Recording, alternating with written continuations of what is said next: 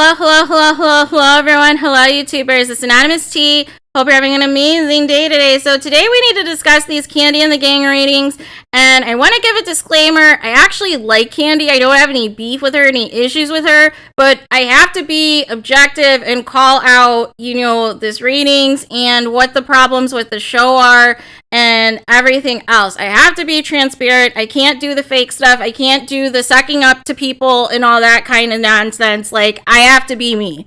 So, we need to get into it because people are cheering because Kandi and the Gang, this is their second highest rated episode of the season.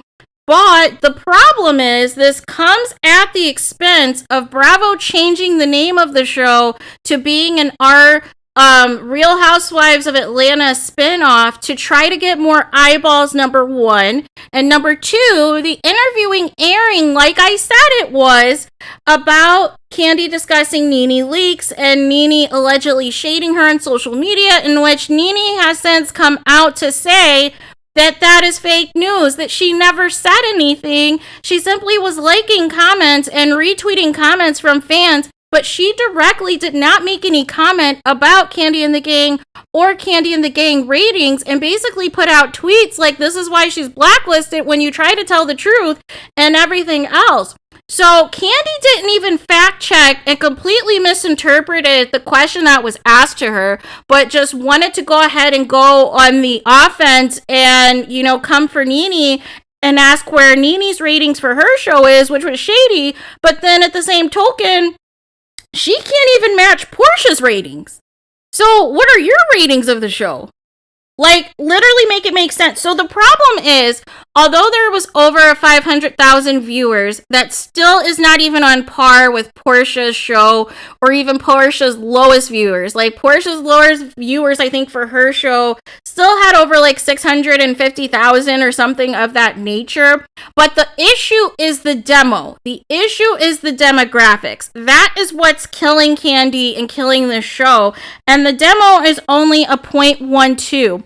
Whereas Porsha's show was double that, was around 0.23, 22 for most of the season, with the exception of like one or two episodes. And because of how low this demo is, it has Kandi's show ranked at 36. But prior to that, every other week, the show is ranked, basically in that top 40 range, closer to 40 or beyond 40. So that is kind of where the show has been ranking, whereas Porsha's show was always in the top 15, with the exception of her lowest rated episode, which is like not even close to what Kandi's highest rated episode is. And you see the differences. However, Bravo's still dragging their feet on whether or not they're going to give Porsha a season 2, or whether or not she's going to come back to Real Housewives in season 15 or what have you. But this is a very interesting turn of events because there's no excuse of the Grammys, there's no excuse of the Oscars, there's no excuse of the SAG Awards, there's no excuse of anything. Everything was back to normal, including, Major League Baseball coming back, and still shows like 90 Day Fiancé still remains in the top 5, still is getting over 2 million viewers. So again, I just feel as though, and I keep saying, I can't stress enough, you guys, Bravo waited too long to bring the show out. I feel the show is very dated. When they announced originally a couple of years ago that the spinoff was happening, they should have immediately made sure that it made it to air within like the next 6 to 8 months. I know they want to blame COVID and everything else, but the product that we are getting on the show, this is supposed to be on par with a Black Vanderpump Rules. This is supposed to entice people to want to eat at Kandi's restaurant. Not all this ratchet behavior and people who are just trying to be famous but don't necessarily have a personality. The lack of Kandi's family in terms of her aunt and her mom, who the focus should be about, and all of this drama with the restaurant. And how cheap and how removed Kandi and Todd are from the restaurant, and just think putting their name on it or them being owners is enough business acumen, and that's not good enough, you guys. That is not good enough. Say what you want about Lisa Vanderpump, but she is hands-on in all of her restaurants. Like I said in another video, at any point in time that you take a trip out to LA or to Las Vegas, you're going to see Lisa Vanderpump at one of those restaurants at least, if not her, at least her husband, or sometimes the both of them, and they are right there, free for you to interact with them, but she's also seeing what is taking place on the day-to-day operations of her restaurants, and that is something that is lacking with this show with KANDI. And the other thing I wanted to discuss is, again, like I had mentioned previously, the interview that had dropped prior to the show airing, which was, again, KANDI taking her shot at NENE. Why do you want your 2 highest rated episodes to be because you have sound bites about NENE and PORSHA and Phaedra? Why do you want that to be the only reason it's creating buzz and for people tuning in? You should be wanting to stand on your own and not having to resort to name-dropping NENE, name-dropping Phaedra, name-dropping PORSHA, because that's what people are going to now associate with the uptake in ratings now, is that you're going to basically continue to say things about NENE in interviews, even though you have the option to decline to comment, to gather interest, get people to tune into the show. Because what keeps happening is then NENE starts trending, then her fans start posting old Real Housewives clips, and NENE starts liking and retweeting and everything else, but she really didn't make any comments. So, and it was just weird because it was like, I'm surprised that KANDI just went ahead and went for the jugular, and there actually wasn't a comment or statement made by NENE at that point in time. So it's just very, very, very, very interesting to me. What is going to happen moving forward? Like, I'm hoping this is not going to be a thing, like I said, to where KANDI is going to continue to name drop NENE and continue to do podcast interviews where she's name dropping NENE for people to tune in. Like, that's not good enough. That's not good enough at all. But people are excited that it's 500,000 viewers. But the problem is it's still a top 40 show, right?